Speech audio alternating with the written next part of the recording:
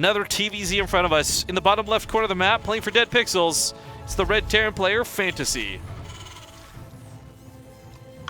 the top left, as the orange Zerg, it's Samsung Galaxy's Armani. I've got no problems with him being Armani. Great, you've changed your name. It's been a year at this point. I still think Burning was a way cooler name. Wasn't he something before that? I don't know what he was before that, but I know when he was in Zotac, he was Burning. Yeah. I mean, Burning's an alright name. Armani is, like, definitely a worse name, though. It's like he really likes the brand. I don't know. Maybe he does really like the brand. Maybe he's a fanboy. Maybe he's really well dressed in real life. I have no idea. We were actually talking during the break, though. There are so many players who have funny names on their real ID tags, or random changes like Salvation becoming Forte. And I feel like there's this like secret Korean party that they go to with their team, and they just rip pages out of a dictionary and stick it on a wall and hand everybody a couple of darts. And whoever's like the most drunk has to pick a new name by throwing the darts at the wall, just combining the two. But FanTaSy's gonna be opening with Reapers once again. I'll run a bit of a funny map. I'm sure most of you guys have seen it at this point, but just that quick reminder for anyone who hasn't.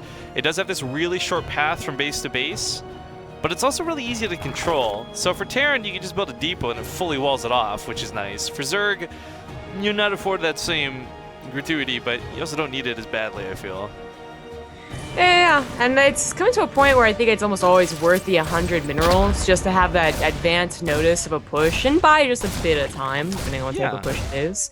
But there are some people who do think that it's like the end-all be-all to being safe. We've seen abuse of that. I believe Sulky was the one that abused that.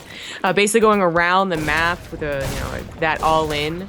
They don't really scout if the Reaper dies or they didn't get a Reaper in the first place. They just circumvent the whole supply depot thing. But this Reaper, of course, is still alive and sort of well. Half health. Well, of course, one of the big things about the Reaper, as abusive as it can be and as funny as it is to watch 6 of them, usually just used for scouting, and that's definitely going to be the case here. As FanTaSy didn't even follow this up with a second one. I didn't realize he actually went for a quicker Marine, which is a lot less conventional nowadays, actually. Yeah. I guess he found the time on the barracks, if that's the word. Okay, this is going to be Hellions. Last time he'd go for... awkward. Go back and scout. Actually, that FanTaSy. Nope, that Reaper does need to scout the lair. Now, I think it's seen the lack of a third base, and it's got to be wondering, but to see the lair, but, not just the lair. Is it a Roach Warren? Is this Spire? Is it a Nidus Worm? Well, yes, he needs to check out all these other things. It's funny you bring this up, because, back in Heart of the Swarm, a later third at this point, nothing, really. But in Legacy of the Void, if for no other reason than larva production, you would see a third at this point. So, gets to the main, he's going to see that layer. He's also going to count the gases, too. He saw 2 in the natural and only 1 here in the main. Sees this Roach Warren, but I don't believe he saw the Spire. No, it was intentionally put down somewhere else, and may not be using this Roach Warren. He might still. I mean, the amount of possibilities Armani had to to actually do. So you had the Spire, the Roach Warren, just going for like double upgrade, something like that, just playing safe on 2 base. They could have done any of that, but to actually try and trick FanTaSy into thinking something else too is also possible. And fortunately, we don't know exactly what he intended. Maybe he did really want to put it on Nidus Worm, but considered the Roach Warren being scouted as basically scouting a Nidus Worm and didn't want to do it anymore. Hopefully Spire's scouted. He will see it, yeah. He sees the Spire, actually. Even if he doesn't click it, it's fairly suspicious seeing a building of that size in this location. Unfortunately, Hellions don't do much damage here, though. But Armani kind of rushing towards the Spire the way he has been. Okay, it doesn't lose a massive amount of drones, but it doesn't have that many either. He had no third base up and running. I do wonder. I feel like it should be down by now. He's banking minerals. Of course, he's going to go into the mutas. There you go. Well, if only 5 of them, that's how much gas he had. Only 39 drones. Didn't have a lot of minerals either. That's not a lot of anti-air, but of course, once again, this Banshee is not with Cloak, so has to just dodge around, try and get what it needs. I mean, this is good. It'll scout what's coming out of that Spire. On 2 base, you would almost always expect it to be those mutas. Otherwise, it seems like a big waste not to get that third base. But what if Armani was still trying to go for Roaches and went just Roach Corruptor off of 2 base? It wouldn't be as strong as another like economy, but it could be some attempt to trick him. So seeing and confirming the mutas is always nice. See if Armani actually dedicates to the mutas, like 12 or 20. Just a reminder too, Liberators are not exactly fantastic 1v a ton of Mutalisks, but a couple of them with some Marines underneath them, they will shred an army, much less a small amount of mutas like this. Depot going down kind of sucks, but again, this was that advanced notice that even the mutas were coming. In fact, he's gonna barely save this. Oh, Queens are getting a little too far forward. Oh, they want to. They want those Liberators. The creep is getting really pushed quite hard with these Queens then. That's one thing that 2-base mutas do give you, is that map control to really push creep. And Areno being such a small map, especially through this section, his third could be under or covered with creep soon if he doesn't do anything about it. Has missile turrets up. It's not quite picking his production though, so might want to add another one there. Woodwinds almost get some shots off.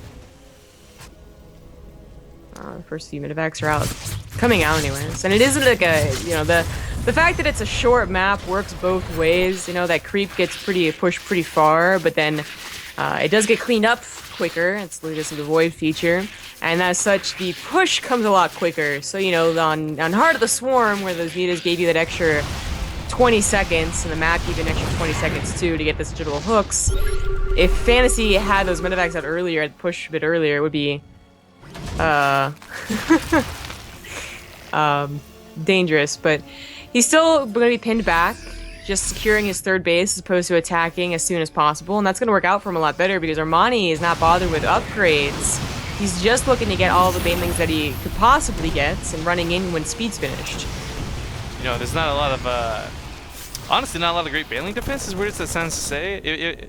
If the Marines are busy chasing these mutas and he doesn't know about these banelings, FanTaSy might just extend in the wrong direction, but no, the baneling's gonna wrap around the side. That's enough banelings.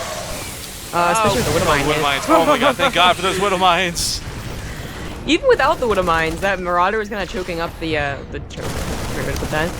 It is questionable whether that would have been enough to take the Marines low enough for the Mutalist to do some very serious damage, but that aside, he did not take very serious damage. The Widow Mines dealt with the banelings pretty damn well. Muta's still been quite annoying. Third base trying to get reestablished, but there's more banelings where this is coming from. And Armani's not going for upgrades, folks. He's going for brute force. He wants to win the game with this and not try this out, which I don't know that is a good or a bad thing, because late game Berserk is, I feel, a lot stronger than their all-ins nowadays. Yeah, I agree. And I do wonder how much of this is based off of Armani just having to change his tactics once or twice. The road drone and the Spire, and maybe he did want to get a third, but he realized that it was so late and he was such on low drones that, like, okay, I'm not going to be able to do a macro game.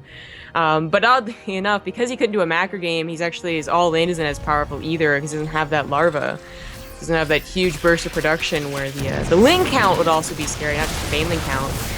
Well, Liberty's going up. A couple Widow Mines set in the backside. Banelings are going to try and get on top of this, but they just don't know if they're going to get those hits. Another Widow Mine going off on these Banelings. Bunkers holding strong. Go off on a couple SCVs, I guess, but now it's just mutas left, and even a turret completes on the front line to cover those Liberators. Oh, that's so cool to see. FanTaSy holds this really well. Yeah. 39 SCVs on 3 base. That's easy to replenish. Has that 1-1 upgrade. Has had it for a while, actually. And will have that nice production, too. He still has to worry about the mutas buying some time. For instance, the third base, not covered by a missile turret. But eventually, Armani is going to die because he doesn't have any upgrades. And he's not advancing towards those ultras, which you would usually want to be doing as quick as possible. The argument can be made. FanTaSy's not exactly rushing towards upgrades here either. He's not on a 2-2 advantage anytime soon, but yeah, that 1-1's going to play really well against the mutas, given enough time. Yep, there we go. He starts his 2-2. And I don't think he's sweating it too hard. He knows he took some SCV losses, but I think he also knows he really didn't take that many. And seeing the amount of dedication, all he has to do is click on any of these Lings or mutas and see no upgrades on any of them to recognize just what position he's in. Yeah. The one way that Armani would get back to this game would be some type of like base trade, or of course, hitting Marines that are clumped up. Getting a great engagement's one way to do it, but unfortunately, he's also left with very little behind this. That was like Missile turret hype! That was an even trade. That was a great engagement that he needed. The missile turret just got like a triple muta kill. That was actually pretty fantastic. That's Lings on the ground. Oh, where's his production? Yeah, I was gonna say, where's Marine? I guess they're all just coming out now. A little bit awkward. That was a little bit dangerous if Armani had any more pushing power, you know, like 30 Lings popped or, you know, 20 Nudas, of course, would have been able to take advantage of that. Well, not just low Marine count, but no Marine count. But luckily for FanTaSy, they did trade almost perfectly evenly with that one fight.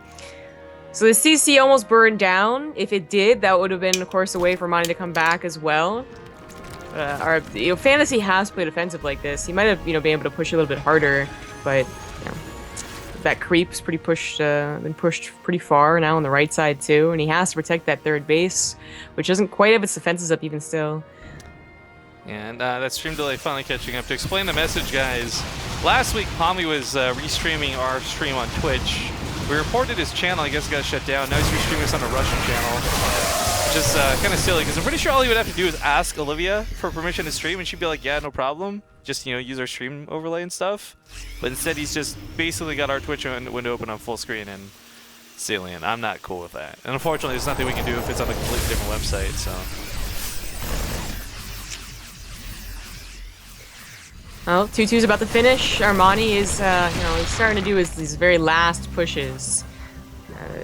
Now, I guess FanTaSy's, Widowmine count as splash count is not very high, but we'll see if it's enough. There's one Widowmine in the back. There's Liberator's trying to shoot down the Banelings as well. The SCVs get absolutely slaughtered. FanTaSy down to 22. Yeah, FanTaSy will be on a very low worker count. This weird brute force tactic out of Armani is, I didn't think ever going to work, but it's been slowly pushing in. I mean, there is a time limit, right? The natural base mines out, the third base will eventually mine out. I mean, FanTaSy can at least move his command centers around. Armani's going to start picking and choosing, keep brute forcing with an army, or do I try and expand? Even with the mineral counts, also the larva, the production would have been a big problem. If FanTaSy had ever been able to secure a third base and get that production from the third base, he just would have been outproducing, but with no macro hatchery, no fourth base. But he has constantly lost his third. He's once again trying to take it, but at 24 SCVs, that is actually quite low. His main could be transferred over, but to what, I almost want to just put like a bunker there. Maybe that investment's worth the third. I definitely think it would be, right? Like, the problem is not that, he hasn't had, a lot of units. It's always that he couldn't quite get the right engagement around that third podium, or whatever you want to call it, statue or whatever, and he never got that bunker up with the missile turret and the widow mines too. So his third has always been in danger, where I think if the creep wasn't pushed so far and the map wasn't the way that it was, FanTaSy would have been able to secure it a long time ago. That was a really nice bait out of Armani to try and get those widow mines, but now that the Banelings are gone, too many Marines. Good game gets called, and FanTaSy will take map number 1.